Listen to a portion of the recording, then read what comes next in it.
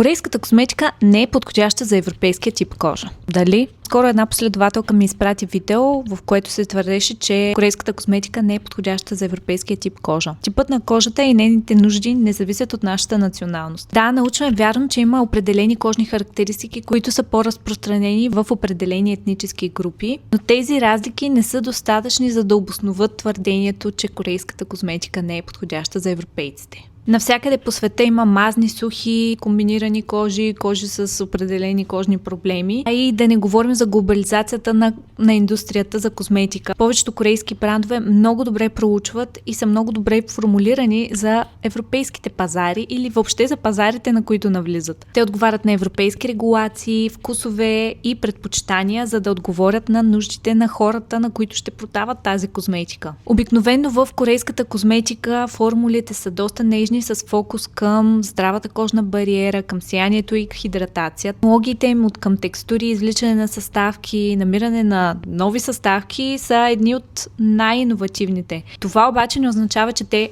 непременно ще са най-добрата козметика за вашата кожа. Защото вашата кожа има нейните нужди. Не е казано, че този вайрал корейски продукт ще е подходящ за вас. И отново идваме на истинския въпрос, който е не откъде идва определения продукт, а дали е подходящ за мен. Ако вие харесвате европейски марки, е окей да си използвате тях. Така че, моля ви, не се подвеждайте на подобни изказвания, които са страшно генерализирани и влагайте капка критично мислене на това, което ви се предлага в социалните мрежи. Айде, и сияй на кожа!